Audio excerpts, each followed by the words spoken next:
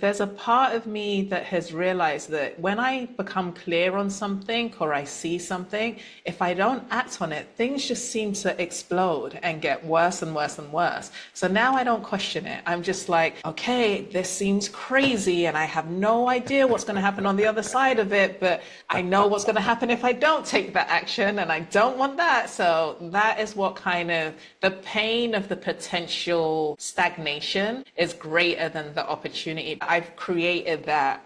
I've tipped the scale. I've taken so many leaps that have worked out that I trust more that the leap is going to work out, regardless of what happens. Even if it feels like it's falling apart, it always makes sense on the other side of it. Hey, everybody, welcome to another episode of the What If You Could podcast. And today, my lovely shimmering guest, all the way from Tulum, Mexico, is Adaku Mabagu, right? Yes. How did I do? Did I do well? Did I do okay? You did well. The surname is like you are enjoying a really good piece of chocolate if you're into chocolate and you say so it's Mmm, Bagu. mmm. I have chocolate every night after dinner. I There you have go. this much 85% dark chocolate. That much every night after Okay. dinner. So So yes, I got it. Thank you for the visual. Thank you for the visual. So guys, I don't have a lot here as far as our guest. Normally I read a bio, but there's so much here. There's so much I want to get into. I want to jump in and I want Adaku to be able to tell her story. But what I'm going to do is, because what we always do, I'm going to ask my guest the what if you could question. So, Adaku, what is your what if you could? what if I could? I think I relate to myself as being a little bit too on the serious side and on the rigid side. Some people may say no because I do things like move to Mexico in the middle of the pandemic. But on a day-to-day basis, I could probably be a little bit more carefree and playful. So if I could, I would be more childlike. Hmm. What what keeps you from going there? Because I feel a real silly side of you. You've got this beautiful smile and you've got these twinkly eyes like there's something going on back there. So, what keeps you from exposing that side? Well, I think that being the eldest daughter of seven children came with a lot of responsibility early on. So I was conditioned to kind of always think about how my decisions were influencing my or impacting my siblings so I had this sense of responsibility, and when you have that much responsibility from a young age, it kind of makes you a little bit serious. You're constantly thinking about the what ifs instead of what now, so There's the first child syndrome and the second child and the third child. I'm the third child, so they just forgot me completely, right? But the first child has that built in. It's a bizarre phenomenon, but it steps up another notch when it's the first daughter. It's even tougher than just being the first child. But you've been hugely successful, so it's obviously paid off for you. Um, would you mind giving us a little bit of background and telling us a little bit about your story and how you sure. got here? Sure. So I was actually born in Nigeria. My dad was the first millionaire of the village that he grew up in. He's not educated till this day, so he can't read or write, but he speaks really good English. And he was really successful, which was good. I can't remember too much of that, but when I was around 6 years old, his businesses started to crumble, and I'm not sure till now of the details of that. But as a result, he was really scared and worried that he wouldn't be able to educate his children because education costs money in Nigeria. So, because he knew my mum was a British citizen, he asked her to go to the UK to wait for him while he tries to resolve his issues because he knew there was free education there. So my mum ended up kind of transitioning from being a kept woman, having staff, drivers, family living in house, so a huge community around her, to being by herself with three children, pregnant with her fourth in a new country. So it was kind of night and day. And she had qualifications as a teacher, but because they weren't obtained in the UK, she had to go to university to get them up to the level that they needed to be. But she didn't have the support, so she didn't. So she was supply teaching, and that created an inconsistency with finances. So sometimes there was money and everything was fine, and when there wasn't, she supplemented on credit cards, and obviously that caught up on her. So a lot of my childhood memories are Bayleaf's knocking on the door and kicking the door down and taking all of our furniture. And we would go months without electricity and gas. So it was really cold in the house and we had no electricity. So we'd have to do our homework around candlelight. And she would always kind of lean on the kind of the shopkeepers and kind of get food when she didn't have food, but sometimes it would go without food, you know. So it was really, really tough. And as the firstborn daughter, actually in our culture, we're from an Igbo tribe, and in the Igbo tribe, every firstborn daughter is given the name Ada, and it usually follows something, and Ada means the firstborn daughter. And there's a saying that the firstborn daughter is the second mom. So before you're even taking your first breath, you have this role placed onto you. So there was definitely an implied responsibility that was felt. And I quickly, by the age of 8, I was braiding hair and babysitting, and any money I'd make, I'd give it to my mom. And What was it like though? I mean, that had to be because you were what, 6 when you moved to England? I mean, what type of culture shock was it to go from Nigeria, right? Or yeah, from Nigeria with your mom and your family members, your other brothers and sisters to England. I mean, that had to be like a crazy culture shock for you. it was. My mum would always tell me about when we arrived at the airport, and I was so amazed by how many white people I saw. So I just kept saying, "Oh my gosh, there's so many white people," because it was so foreign to me. So that was already the kind of like again, my brain trying to compute what's going on here.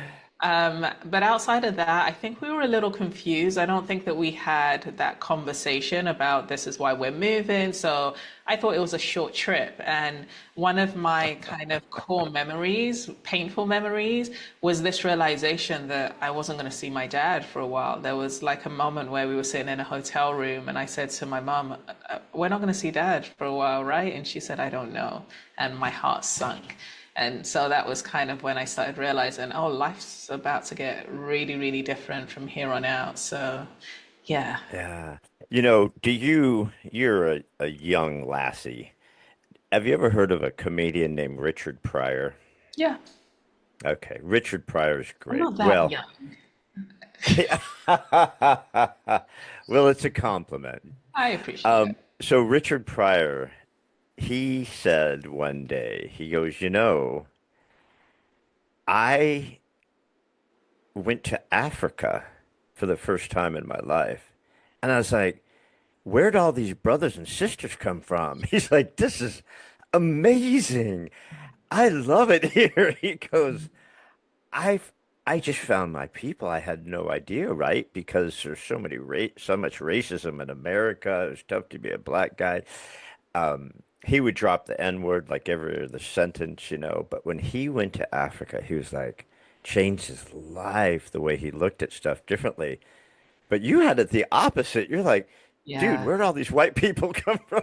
Yeah, it's so interesting when you're used to being the majority and you become the minority. It's kind of like, oh my gosh, I'm not normal. But then I have a friend who I went to Kenya with 2 years ago, and she had the same experience. So she's French and Moroccan, so she's white, and we were in Kenya, and I wasn't even thinking anything of it. We went to safari, and then we did New Year's there, and we were in a club, and she was like, oh my gosh, now I know what it's like to be a minority. And I was like, oh yeah, oh, because I was so How used does to it it. feel, right? Exactly. So that was kind of the shock for her. She was like, wow, I feel really kind of exposed right now. So yeah, you don't really know what that feels like until you kind of are put into that position. So. Yeah, it's a whole different feeling.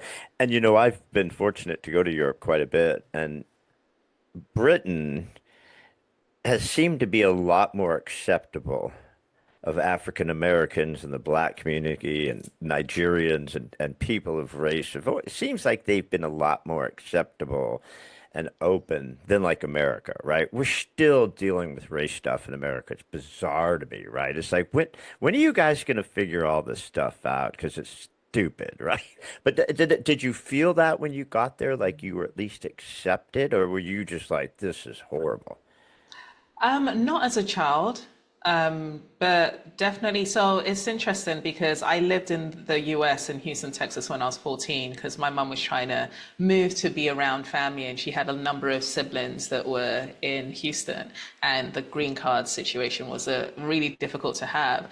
And I preferred the States over the UK. So the UK is very much a politically correct culture, so nothing is quite said out loud. So you kind of feel the discrimination and you experience it by the opportunities you get or don't get. Like I have multiple examples of experiences that I can share. But what's refreshing about the US is that the people that are racist are very verbal about it. So it's like, oh, at least I know where you stand.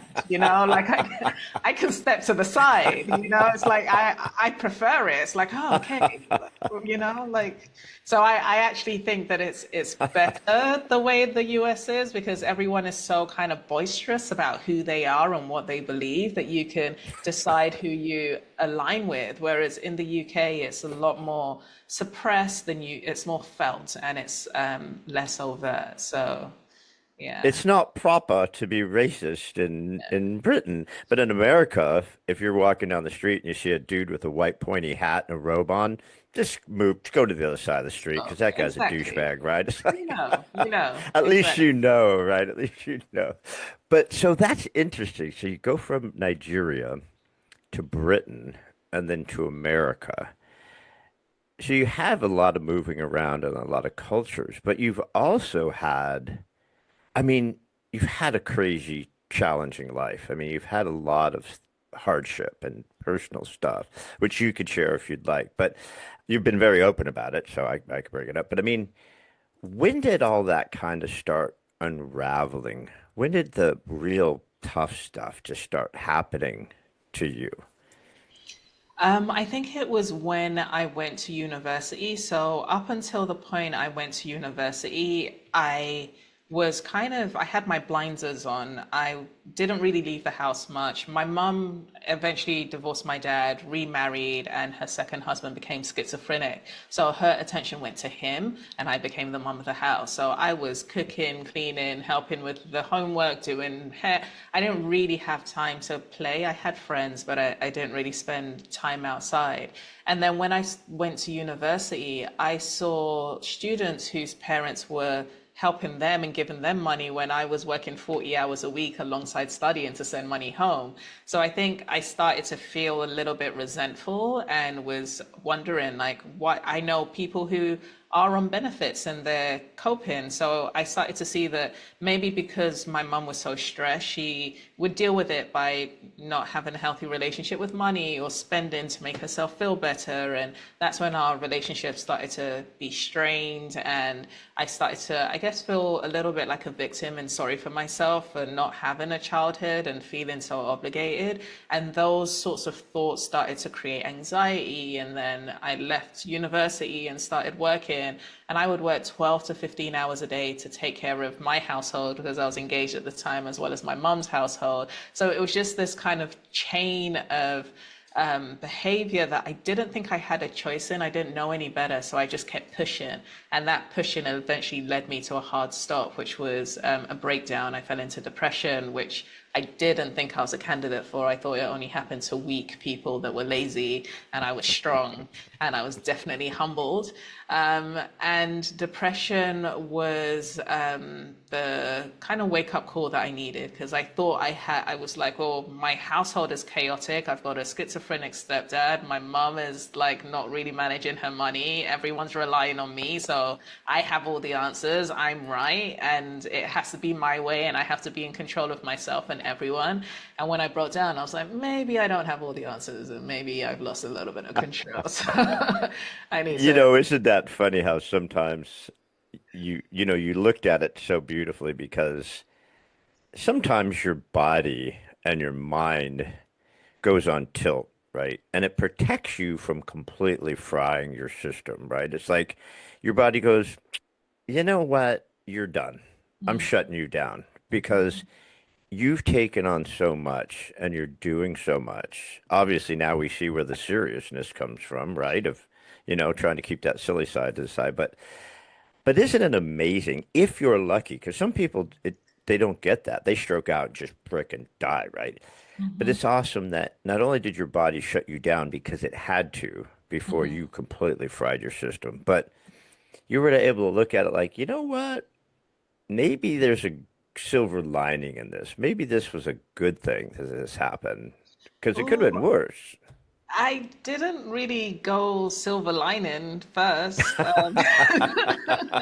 I'm telling the story in hindsight. At the time, it was definitely not silver lining. At the time, it was, I can't figure out my way out of this. I got to kill myself, and then I had a failed suicide attempt. But so it wasn't as smooth. But from that point, I did have a conversation with God that, like, I was angry, and I was like, you interrupted me taking my life. So if I'm supposed to be here, help me figure this thing out so that I never experience this again. And that's when a friend of my brother's introduced me to a coach who was really integral in me making that pivot and starting to understand my mind. But yeah, there was no form of, in that level of despair, there was no form of positivity or positive perspective going on at all. But yeah, I can see in hindsight, I needed to break down to be even open to considering that there was another way. Like, now I've been there, so I'm kind of asking a rhetorical question, but what's it like when you get there? When you're at that breaking point, where you're just like, you know what? It would just be so much better if I wasn't here. I'm just so sick of all this shit. I'm exhausted, right? And depression and all that hits. What's it like? How did that feel for you when you hit that wall? So I describe it as the analogy or metaphor that I give because a lot of people that surrounded me didn't really know what depression was and they were struggling to wrap their head around it. And also because they saw me as so strong, they were just like, just get over it. And I'm like, I can't. So the way that I was able to describe it is if you imagine or visualize an orange fruit, it's really bright, it's citrusy, it's like you associate it with like summertime and vivation, and it falls on the floor and it cuts open and a little bit of the juice flows out. And some ants are like, ooh, sugar. And then they all start moving towards it. And because it's an orange and it doesn't have any arms, it can't dust the ants off. So when you look at the orange on the floor, it's still there, but it's this helpless, it can't move, and there's lots of creepy, crawly ants around it. So it doesn't look as appealing. And that's what I felt depression was. It was like I knew I was in there, but there was this cloak over me, and I didn't have the ability or the hands to be able to remove it. And it was heavy and it was weighty, and it was following me everywhere I could go, everywhere I was going. So that's why I felt so helpless. I'm like, okay, I can't see a way out. I can't figure out how to stop this feeling. So if this is going to be the rest of my life, I just want out. So that's how I describe the experience of depression. It's just this resignation. That may be the most amazing description of depression I've ever heard in my life. And I've talked to hundreds of people about it. I've suffered it for years. But God, what an amazing visual. We've all seen ant covering a piece of fruit or covering a piece of chocolate or something like that. I just got chills hearing you say that because it's such an amazing visual of how it really feels. And it's also the constant attacking. It's like stuff, it's just like, I can't get this off of me. Like you said, and for me, it was just this darkness. It's like, I'm a really light guy, right? Except I cry at toilet paper commercials. I mean, I cry for anything, right? I just do, but I'm a very light person. But when you're in that darkness, what a great description. It really is helpless, isn't it? It is. It is. There is a way out, though. You just got to figure out the hack. But yeah, Well, it we're was, getting there because you're going to yeah. tell us how you got.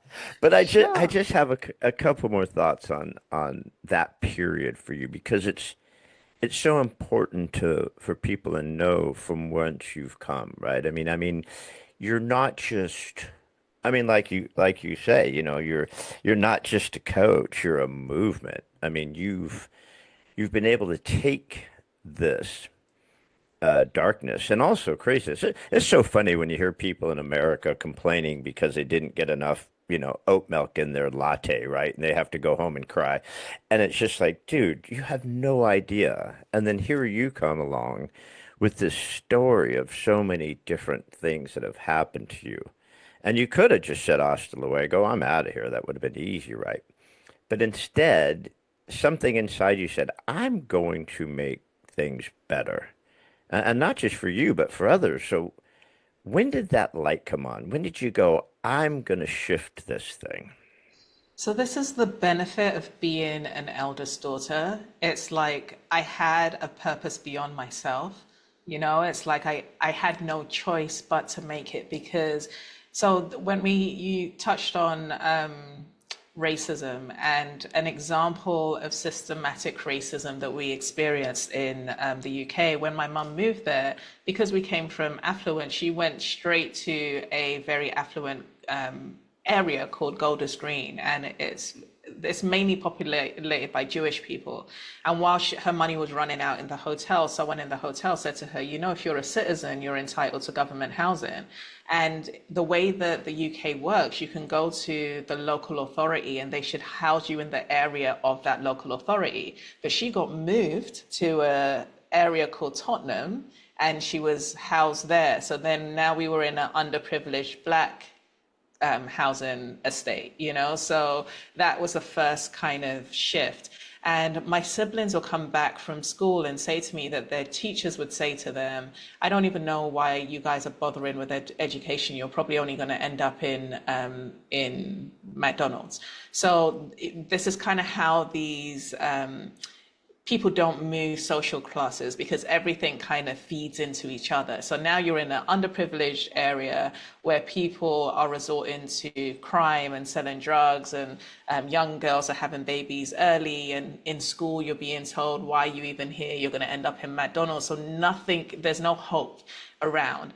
But I always felt like there was, and what I'm grateful to my mum too is she introduced me, all of us, to meditation when I was about 8 years old. And I would go to these meditation classes with her every Sunday. And she would have quiet days on Sundays from the moment we woke up, and we would break it with a meditation at 12. And she was teaching us to turn within. And she said, everything outside is an illusion and you can create anything you want. Just talk to God like he's your dad, and so cultivate that relationship. So that taught me to dream. So I was like, there must be something more, there must be something else. And maybe also growing up in abundance in my childhood gave my system and psyche some sort of reference to some other experience, even though I can't really tangibly remember it. There was always something in me. So I was like, for the survival of my siblings and to show them that they don't have to end up the way that everyone else has ended up, I have to figure out a way. There wasn't a choice.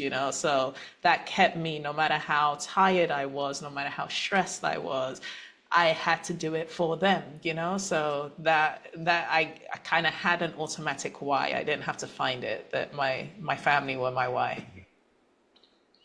You know, I love that so much, but I,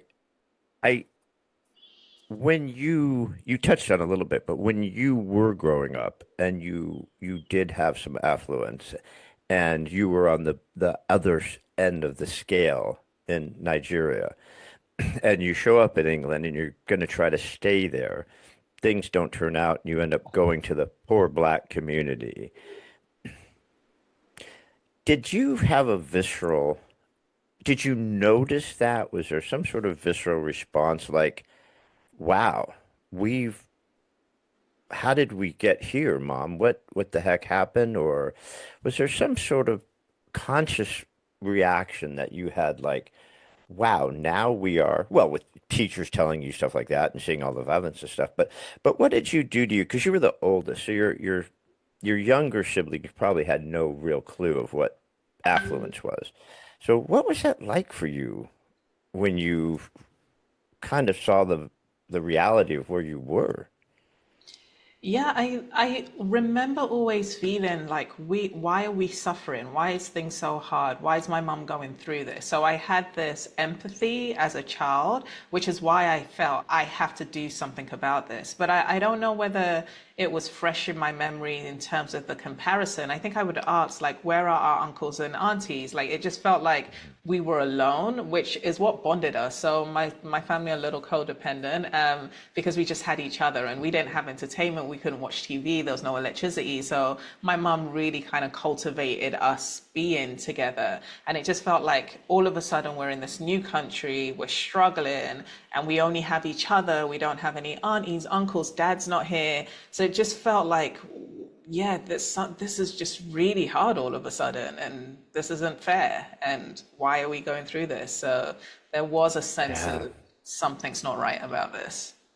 I've talked to a lot of people. I love, rags to riches stories. I've talked to a lot of people about that, raised in South Philly or raised in the worst part of New York or Houston or, like raised in Compton in LA, and with four or five brothers or eight brothers or 10 brothers and sisters.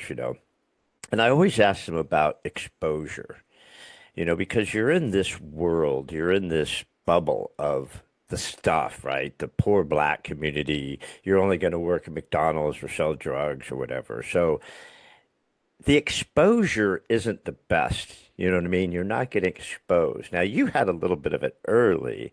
Your siblings didn't, but what was that like trying to fight your way out of something without really a vision of what's better out there, especially for your siblings and stuff? How did you lead them to a different sort of mindset, a different sort of exposure that they could focus on?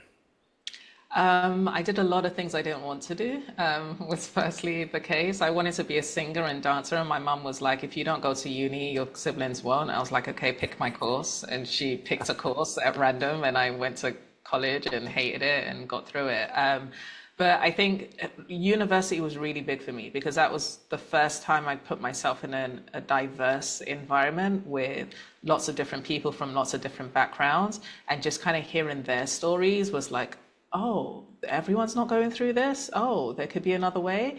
And then in my second year of university, I was able to secure one of the highest paid internships in a mutual funds company.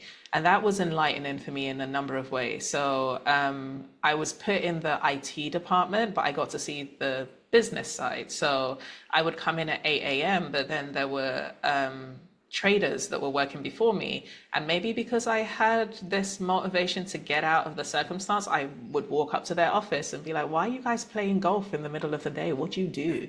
And they would tell me. And they were like, oh, the market's open at the same certain time. And this is what we do. And then I'll say, how much you earn? And they'll say anywhere between 300 to a million a year. And I was like, oh, I want to be a trader, and that's how I started. Like, if they can do it, what is the difference between them and me? I can do it. And I got my first mentor from that organization. He didn't know that he was going to be my mentor at that time. I think he enjoyed my the confidence I walked around with, and he came and he was like, "Who are you?" And we started talking. And after I graduated university, and when I eventually started my business, probably about 8 years after, I reached out to him and said, "Hey, I've gone alone, and I need someone to just check in with. Would you be open?" He said, "Absolutely." So he met with me. He recently died, unfortunately, from brain cancer, but he would meet up with me once every month, and he said that was he grew up in a all white neighborhood and he's married to a white woman, and so seeing me be so ambitious and want something different for myself made him feel like he wanted to give back to me. So I'm super grateful for that. But until I went to university in that organization, I didn't know what was possible, and that was like my first breakout, and it's continued to expand from there. But there was one situation that really kind of broke my heart because of how hard I was working. there was a program called the TAP program, which was for graduates in the business side. And I had exceeded expectations on the program that I was in IT, and I wanted to join the TAP program because then you could train to be a trader or investment analyst.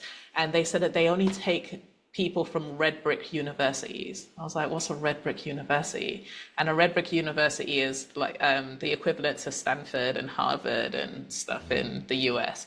And I didn't even know that there was a ranking of universities because of where I went to school, So it's like, because of where you grow up, you don't even know that this is something that it matters to employees. And if I had known, I would have prepared myself to be accepted by one of those schools to give myself more opportunity. So this is kind of how circumstances remove you from having access to opportunities. And just because of qualifications rather than capability, I wasn't able to enroll for that program. But it's okay. I turned out okay.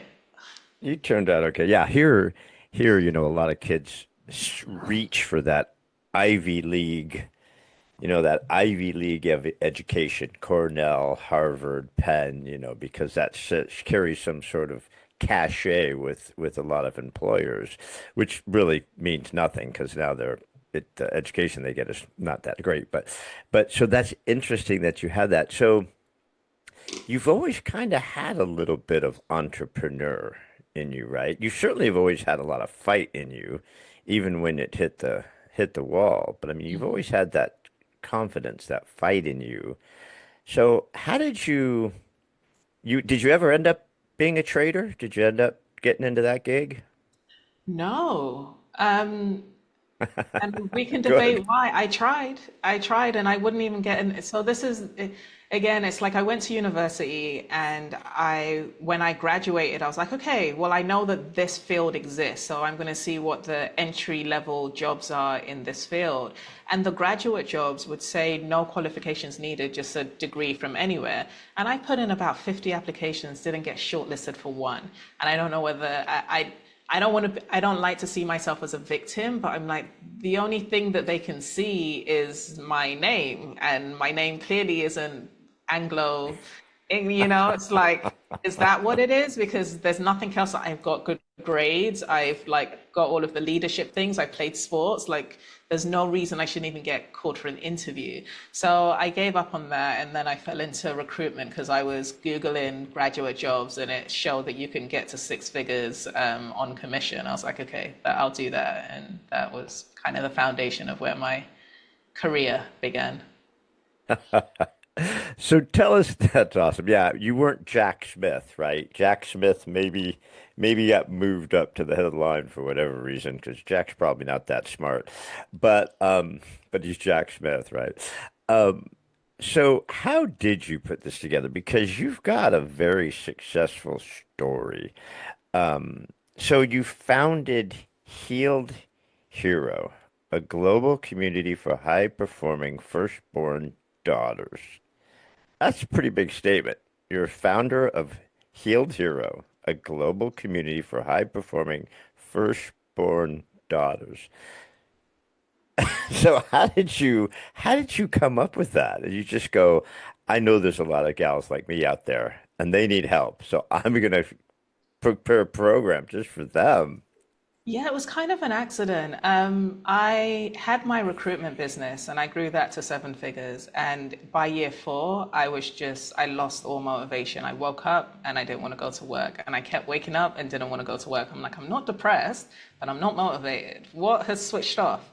And I realized I had a kind of midlife crisis at 30 and went to, after kind of speaking to my mom, and she was like, why are you listening to everyone? Because everyone was telling me it's a phase, just stick with the business. She said, turn within. You have the answer that you need. And I said, you're right. So I went to India for a month without my phone, without my laptop, told my assistant, don't tell anyone where I am unless it's life or death. And my dad got her to give him my number because he said that he had a dream that I died. But while I was there, I realized I was like singing every day, meditating every day, kind of doing aesthetic dance. And I was like, oh, I realized that my siblings are graduating now and they're working for themselves. So the pressure to provide for them had reduced significantly. So my why had died with their independence. And I was like, who am I actually? My whole life had been kind of weaved around who I should be for my family, that I'd lost any sense of self. So I was like, okay, well, if that's the case, I can see why I don't really care about this business. I wanted to be a singer and now I'm running a recruitment business. It's not what I want to do. So I guess I need to come back and shut the business down. So that's what I did. I came down. I was like, I'm shutting it down. My mentor from the mutual fund was like, are you crazy? You have a seven-figure business. It's at the peak of its growth. You need to double down. I'm like, yeah, no, I can't. So that was one of the crazy decisions that I made. And my sister was like, I used to be so proud to tell everyone you had a business. Now, like, you don't even know what you do. And I was like, oh, that hurts.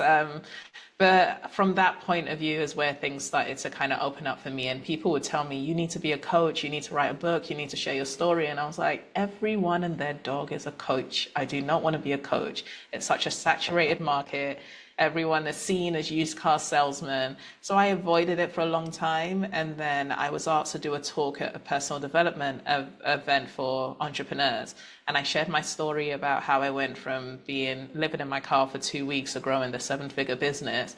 And all of the questions from the entrepreneurs were, tell me more about when you were depressed. How were you able to get up every day? How did you work through it? How did you? And I was like, wow, I thought they'd be asking about what strategy did I use to grow the business. But no, they were all focused on the experience of that stress. And I thought, okay, well, maybe I haven't gone through all of this in vain. Maybe I was supposed to go through it so that I can uniquely position myself to help people. And that's when I started becoming open to being a coach. And when I started telling certain friends that I think I'm going to step into coaching, my first client was one of my friends who was like, I guess I have to pay you now. And I was like, oh,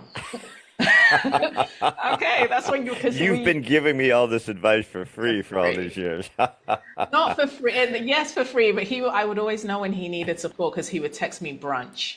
And then I was like, oh, okay, so he's going to treat me to breakfast and he's going to pick my brain on something. And I was fine with it.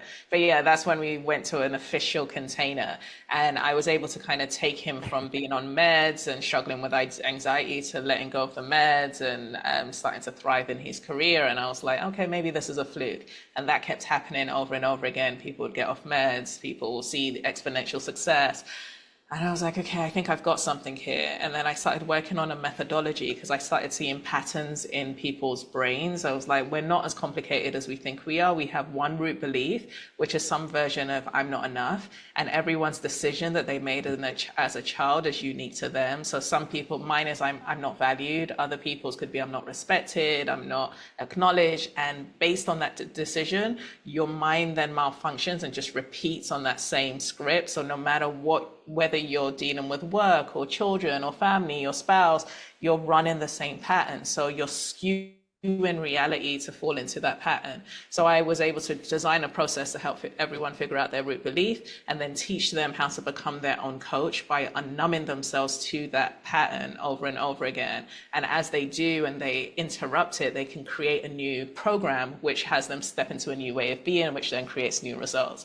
So as I was doing that, I was doing that with everyone, and I would find that the work is pretty intense, but the people that were thriving in the work were women, and they were women entrepreneurs. So I was like, okay, let me just lean where there's no resistance, and I started working with female entrepreneurs and executives. And last year, two of my clients asked for coaching on their dynamic with their firstborn daughters, and I was like, what is happening here? And then I stepped back and I looked at all of my clients and I was like, every single one of them is a firstborn daughter. Maybe there's something generational in this. And then I Googled firstborn daughters, and then research on eldest daughter syndrome came up that had been done in 2024. And I said, okay, I'm going to niche on this and I'm going to play my part in breaking this cycle that continues. So that's how I arrived at working with high achieving firstborn daughters. Okay, you opened up a whole bunch of stuff there. Um, First of all, India. What made you just pick up and go, all right, unless someone shoots off a nuclear warhead, do not reach out to me, right? And you pack up and go to India. What what popped in your head that told you to do that? What made you go do that? So I wouldn't recommend that again. I clearly wasn't thinking straight. As a woman, single woman, not having my phone, people not knowing where I am, it wasn't a good idea, but it worked out again, thank God. Like, I just feel like I thank my angels, everyone that's looking after me to keep me alive in these decisions. But I Googled meditation retreats around the world to figure out where I wanted to go. And I was like, I don't want to rough it. I want to be comfortable. It's like I don't feel like spirituality needs to come with torture, which a lot of the times people's like sacrifice. You don't need to be a monk living in a cave, right, to find this. You don't need to do that, right? No, I'm like, just I've had a hard life. I just want some gentle growth. So all of these meditation retreats came up, and they were like wooden beds with like thin mattresses. I was like, yeah, no. And then I found one where it had a swimming pool and a peacock walking around. I was like, ooh, okay, cha-ching. And it was the Osho meditation ashram in Pune, India. And I didn't think about it. I didn't do any research. I didn't try and figure out who Osho was. I just bought a ticket and was like, okay, this is the one I'm going to. I booked a month stay, and I just showed up. And when I got to Delhi, it was really scary actually, because the immigration officer said, "Where are you going? You're traveling by yourself." I'm like, "I'm going to Pune." And it's like, "To do what?" I said, "To a meditation ashram. What's it called?" And I told him. He was like, they have orgies there." And I was like, "What?"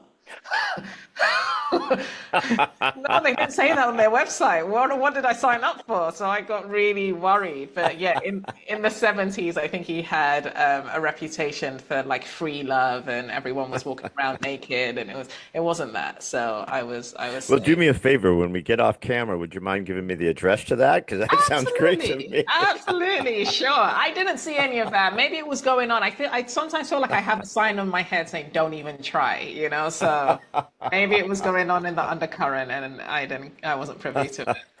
Well, we know that those Sharmas and some of these leaders and stuff, they'll do some crazy stuff to get you to the next level, right? And if orgies is part of it, well, whatever. I mean, we're all good here, but Yeah. so India. So the other thing that you said so many things in that one little sentence that we talked about. Um, Earlier, you said I didn't need to search for my why. It was there. I needed to take care of my family. I needed to take care of my siblings. I had my why. Yet, this seemed to be why number two. It's like you built that, it was kicking butt. Your mentor's like, you're crazy, don't get rid of this. But you're like, I'm bored. I'm not passionate about this. I don't want to get up. I don't want to work. So you were searching for why number two, weren't you? I was. I was like, what is my purpose? And Yeah. India, did India bring it to you? Did you find it No, there? again, it's so interesting telling stories, because it does seem like it's like ABC. It definitely wasn't that in reality. I felt like I was lost for a long time.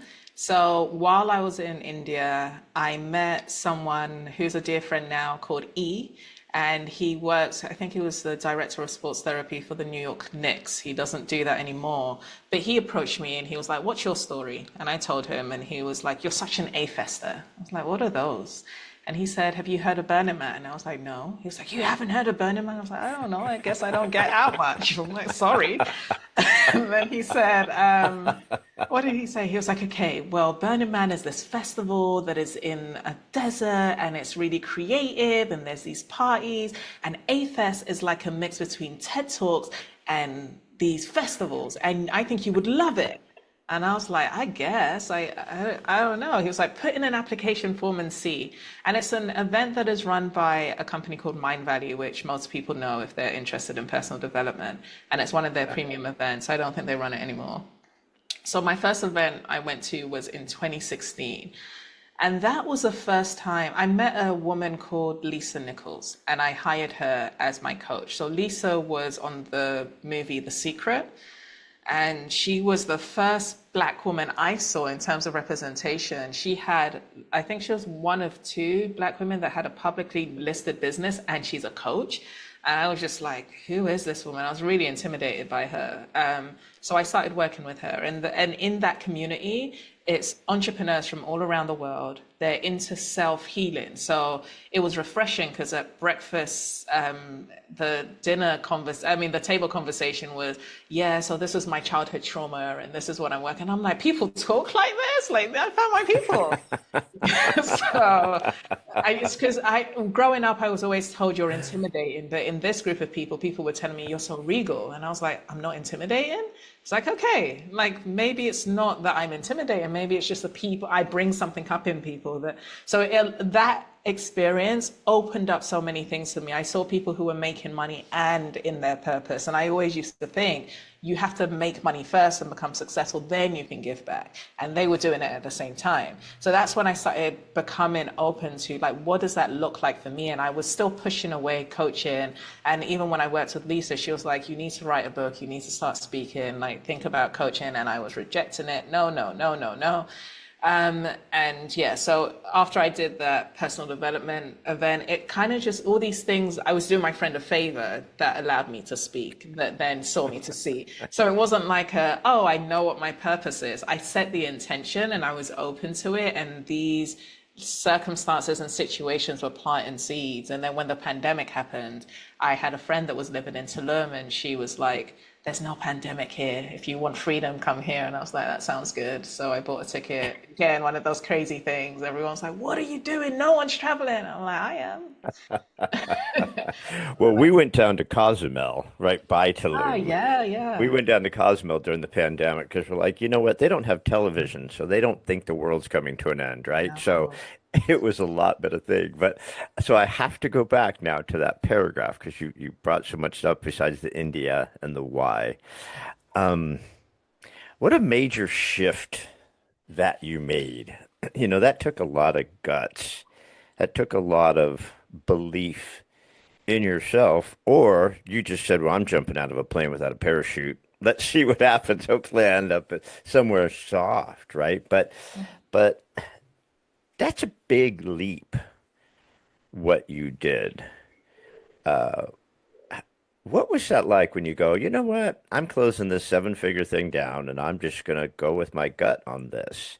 That's a big leap. A lot of people don't achieve greatness or don't achieve their purpose in life because they can't do that. It's uncomfortable. They want to stay where it's comfortable and they don't want to do that. So, what was that shift like for you? I think my childhood kind of trained me to be bold despite my fear. So a lot of people mistake it and think that I have confidence. I don't. I've just learned to like get out of the fire. And that's how that's what the experience is like to me. If I feel stagnant, if I feel unclear, and I get some form of clarity, what I have felt. So when I tell people my story and tell them about like the period of depression and failed suicide attempts, they say, "Oh my gosh, I'm so sorry," and I'm like, "I'm not." And they say, "Why?" And I said, "Because I knew something was wrong leading up to being depressed, and I feel like I was getting answers in meditation or like I was being shown a different way. But because I thought I knew it all, I needed it to look a certain way. And it was only until I was picked up and thrown against the wall that I was like, okay, all right, I don't have the answers. I'm open." So there's a part of me that has realized that when I become clear on something or I see something, if I don't act on it, things just seem to explode and get worse and worse and worse. So now I don't question it. I'm just like, okay, this seems crazy and I have no idea what's going to happen on the other side of it, but I know what's going to happen if I don't take that action and I don't want that. So that is what kind of the pain of the potential stagnation is greater than the opportunity. But I've created that. I've tipped the scale. I've taken so many leaps that have worked out that I trust more that the leap is going to work out, regardless of what happens. Even if it feels like it's falling apart, it always makes sense on the other side of it. So I'm still insecure. I'm still scared. Like even growing this community, I'm like, I've always been a lone ranger. I'm going to grow a community. Why are they going to care about me? And like, can I really do this? I still have I have track record in my coaching practice, but I still have all of these concerns because it's a new venture and I'm trying to stake a claim in the market of being a firstborn daughter specialist, and there isn't one yet, and it's like, that's a bold thing to say, so it's like, well, I guess this is it. It feels aligned and it feels like this is where I need to lead. So I'm just going to trust the process and see what comes of it. I love it. And you, just the last wrap up the things you were talking about is when you said the word numb, how people just numb, they numb out, right? And so the exact opposite of being numb is doing what you're doing, throwing yourself in the fire, throwing yourself out there, taking those chances, tuning into the universe. The universe will reward you for anything you want. It'll give you anything you want. If you manifest enough and you put it out in the universe, it will appear. The challenge is, even if we hear it, many of us won't adhere to it. We won't listen to it. Then the universe is saying, well, you asked for this. I'm telling you, the window's open. You're like, eh. You're either numbed out or you're scared or you don't want to take that. But you've chosen to say, I think this is going to work out. I'm not saying I'm brave. I'm scared to death. I'm not saying I'm going to be able to pull this off, but I'm saying that I'm going to follow what I'm hearing, and that's an awesome way to live. Thank you. Yeah, it's either that or fall into depression and kill myself. So, Well, there's that too. There's yeah. that too. But you know what? Again, that's I heard it somewhere, and I'm sure I'm going to screw it up. But the guy said, guy was crazy. He was always taking all sorts of crazy risks. But he said, the closer I get to death, the more excited I get. It's like the closer I see that the razor's edge is where I find the juice. It's like, yeah, we could all be safe. We could all go work at McDonald's. Well, not anymore because they're firing everybody and putting in kiosks. But I mean, there is no such thing as safety. Doesn't matter how much money you have. It doesn't matter how good your health is. It doesn't matter what your family's like, where you come from. There's no such thing as safety because that next second, your entire world can blow up. So why live in safety zone, right? Yeah, I think safety is an illusion. Our mind is designed to always anticipate and find reasons to be scared and be angry, which is why the pandemic worked so well for getting everyone to do exactly the same thing because it was fear mongering, right? So I do think that there is an opportunities for humans to understand that our minds are a tool. They're not necessarily who we are, and we're letting the tool work us instead of working with the tool. So the more we're able to really master the inner workings of our minds, the more we're able to kind of shift those fear-based stories and step into expansion. It's a human need to expand. When we don't feel like we're expanding or connecting, we get depressed, so we need to grow. It's like it's a core need, and if we're staying safe, then we're not growing. So even though safety feels like the thing that we want, it makes us feel bad because then we start judging ourselves as failures and not meeting our potential. And I think there's interviews of people that are dying and their biggest regret is not doing all the things that they wanted to do due to fear. So it's like we can appreciate the fear, but it's overactive. I think it's a primal design to kind of keep us from being eaten by lions, and we're in these suburban cities still reacting like we're gonna die, And it's how can we talk ourselves off the cliff and say, listen, you're not gonna die. Like we can try this, and if we try it and we fail, we're still in the same place. We haven't actually lost anything, but if we don't try it, we lose the opportunity of creating something. So there's more to gain from leaning into fear and challenging it than there is to lose. I love that. I love it. That's so true, and we love to be controlled by fear, anger, hate. We just love it. It's like we want to hate stuff. We want to be angry about stuff. We want to be in fear. We like to live in fear, right? But what it does to our soul, what it does to our DNA, what it does to our our life and our children's life and our grandchildren's life is just so wicked bad. Mhm. But we just let ourselves be abused by those things. It doesn't make any sense. It's so ridiculous. And you've chosen to step out, whether you want to or not. You've chosen to step out of that fear. I mean, you could have grown up really angry. You know, you could have been hateful about the racism, angry how your life changed, you know, from prosperity in Nigeria to be the black community and England and stuff. But you chose to either to kill yourself, and then when you didn't, you came out on the other side, and Yes. I think that's awesome. So, God, you've been so gracious with your time. There's so much more to cover, but tell me just a little bit more about your coaching, what you're doing with that. Do you like to call it coaching, or you try to stay away from the C word? I try to stay away from the C word. Yeah. It has its stigma that I feel like I'm going against. And when I try to get my clients to describe what I do, they're like, "You're not a coach." And I'm like, "What am I?" They're like, "Oh no, but it's not coaching." I'm like, "That's not helpful."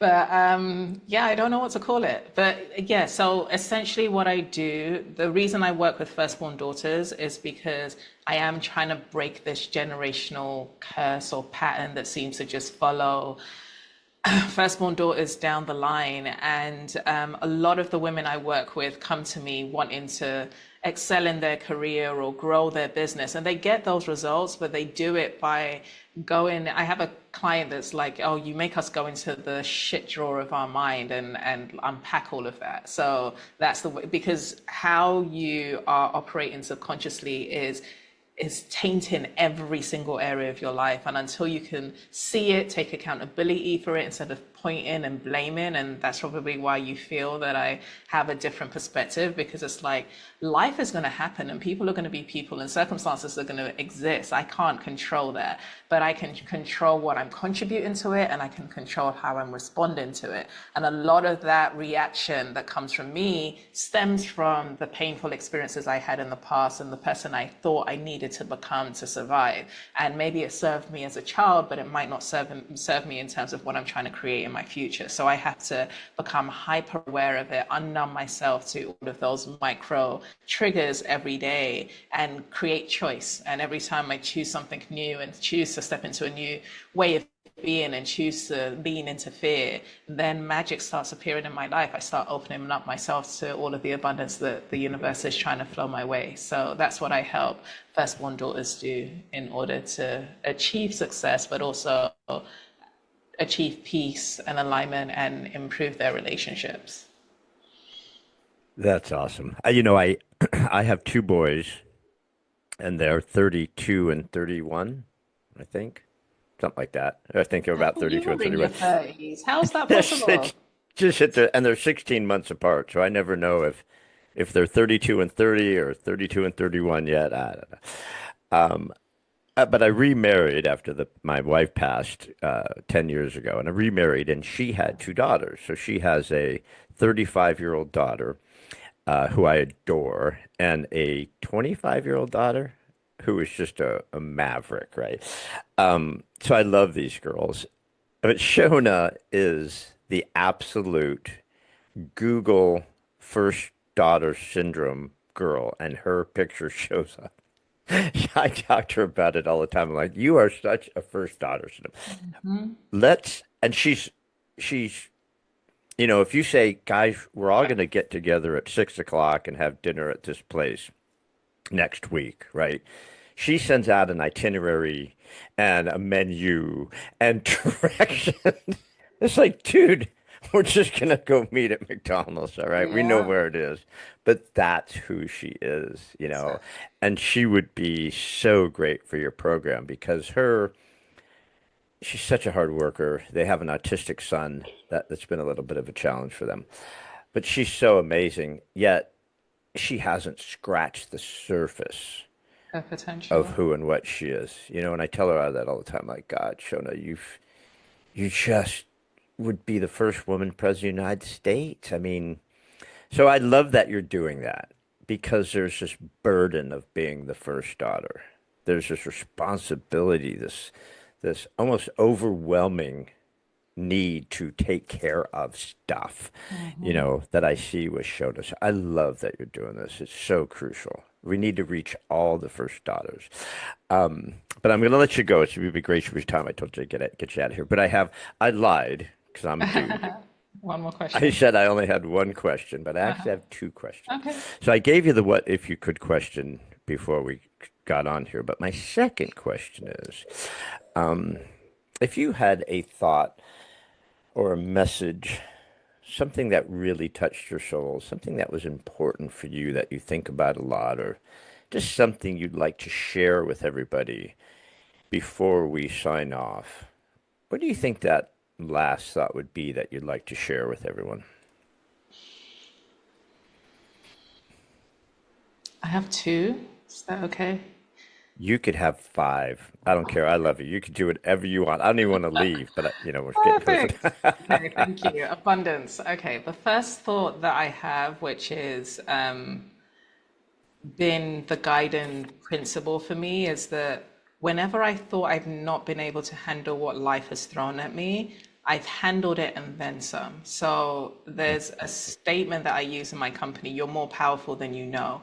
And it's only when you push yourself to the limit that you discover the version of you that you would have never got to meet had you not gone through that. So even though, like we were talking about the experience of racism and being a black woman has its journey, and I'm grateful for it because I feel like the challenges and the obstacles I've had to overcome, even the circumstances growing up, I am so resilient. You can strip everything away from me and make me start again, and I'm going to be able to find my way through because I've proven to myself that I have. And there are some people that will crumble in those sorts of situations. So there's a blessing in or there's purpose in all pain. And if you're willing enough to trust that everything is happening for you and to reflect back at your experiences to see why you had to go through them to become who you became to do what you're doing, it gives you that confidence to trust that everything that's happening is supposed to happen, and it wouldn't be happening to you if you didn't have the ability to move forward. So you're more powerful than you know is the first one. Mm. The second one is the thing that breaks my heart, and it really makes me emotional now that I'm on the other side of depression and I work with my clients. My clients make me emotional all the time because they come to me with this weight that we were talking about, this cloak, and they're like, life is so hard and I'm just so exhausted. And when they say that they're tired, I know what they mean. It's like that soul tired. And the step to getting out of that is so simple, but it feels so complex and so difficult. So I wish I can kind of give everyone this magic potion to see how simple the steps are. It just takes them having the courage and the will to go against themselves, because they will have to go against their thoughts and their emotions. And that's what makes it hard. But once you do and you start creating new actions and outcomes, then your brain starts saying, okay, we didn't die. Maybe we can let go of this old programming. And things just start showing up in life, new people, new opportunities, and I just want everyone to know that it even as hard as it seems, and for as long as it seemed hard, the alternative is in reach. It's not just an opportunity is awarded to lucky people. Everyone is as lucky as they're willing to believe that they are. Mm. Okay, well, now we can't go anywhere for a minute. You just knocked so much out of the park. Um, you touched on it earlier about people on their deathbed, and there's surveys out there where they said, we've surveyed 10 million people on their deathbed, and these are the top five things that they've all, where it seems to be averaged out, right? Where people say, like you said, you know, I wish I hadn't have worked so much. I wish I had have taken that chance. I wish I would have done that instead of stayed safe. And that soul tired. People think that they're sleep deprived or they're exhausted or they're working too much, but it is your soul that is exhausted sometimes, right? I mean, that feeling when your soul is weary and you're like, I, I could sleep for a week and it wouldn't matter. right? Because it's not my body that's tired, it's my soul. And I Mhm. love that you said that. And I love that you are more powerful than you know. You know, it's like, I think it comes back to that fear thing, that anger, that hate, that control of what's happening in the world right now. And historically, with first daughters, you work with first daughters, that's in there. But gosh, don't you just see that the world just kind of trying to tamp us down and keep ourselves from rising up? Don't you feel a weirdness out there from that? So my perspective, because I believe everything is happening for us, and I do have this relationship with a higher power, I feel like I don't know why everything is happening, but everything that's happening is supposed to be happening. And sometimes, because I know from my own experience, I needed to experience extreme pain before I moved towards change. Maybe this pain that is being brewed up is designed to wake people up to wanting something more with a real kind of passion to move into, because we all want the same thing. We want to be able to sustain ourselves. We want our loved ones to be taken care of. We want to feel connected and happy and joyful and abundant and all of those things. So the foundational desire is the same. It's just that the conflict that we're experiencing is just a magnification of the conflicts that we have in our lives. So the whole be the change you want to see, I think it's really easy to point the finger and look outwards. But if you're looking at what, like the wars out there and you're complaining, look at the war in your family, look into your relationships. Are all of them peaceful? If they're not, then be responsible for shifting that, because as we're shifting on an individual basis, we're raising consciousness. So I do think that I try to, sometimes I get pulled into the drama, but when I can and when I'm able to ground myself and meditate, I'm like, you know what, everything is in perfect divine order, and the only thing I have control of is this vessel and whatever I'm showing up as or feel led to do, and that's where I'm going to put my energy. Wow, knocked that out of the park. Great answer. Great answer. I'm going to replay that one over and over. That is a great answer that people need to hear that because it's so true. It's the only way through, right? It's the only way through is to have that. There's a great gal, and I hope I get her name right. Jocelyn Jones is a black gal from the South in the United States, and she went to school to become a minister. And they all were right behind her. You got this, girlfriend. Become a minister, become a minister. Well, when she finished with ministry school or minister school or whatever it is, they go, "Oh, yeah, we don't let women be ministers." And she's like, "Dude, are you serious? You know I was going." So she has started a program or a mission to help black women, or I think it's all women, right, become ministers because they shut the door on her. And she's like, I'm just going to create my own ministry. It was so awesome. So you remind me so much of her, similar kind of stories and stuff. You've been such an absolute joy. I am so glad that our paths cross. You're just Likewise. amazing. So do me a favor, where can everyone get more of Adaku? Where can we find you? Where's your sites? Where are you? And how do we get more of you? So I need to get better at social media. It's definitely one of the things I need to step into for myself that I'm very scared of. So I'm not lying that I have fears. But my website is www.healedhero.com.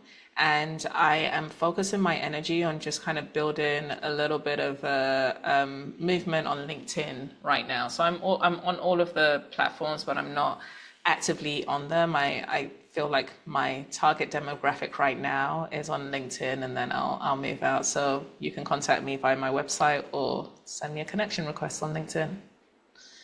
Well, we'll find you on LinkedIn. I'll make sure I post that. And it's www.healedhero.com. www.healedhero.com. Yeah. Perfect. Okay, well, we'll go to healedheroes.com. So, Adako, you've been amazing. This has just been so wonderful. I love your story. I love what you're doing. I'm going to share this with my daughter, Shona, even though she doesn't listen to my podcast, but I make her listen to this one because she's a first daughter to the max. And she needs Amazing. to come see you because there's so much more. So you've been such a treasure. Thank you. Thank you So so much this for has your been a time. fun I'm really conversation. grateful. Thank you. You've made me feel so comfortable. I was able to be my playful self, which I'm not always. So thank you for creating a space to allow me to relax and be me. Absolutely. I love all sides of you. You're awesome. So I'm glad we got to see a little bit of that one too. So, all right, everybody. Thank you so much for tuning in, and we'll see you next time. Bye, everybody.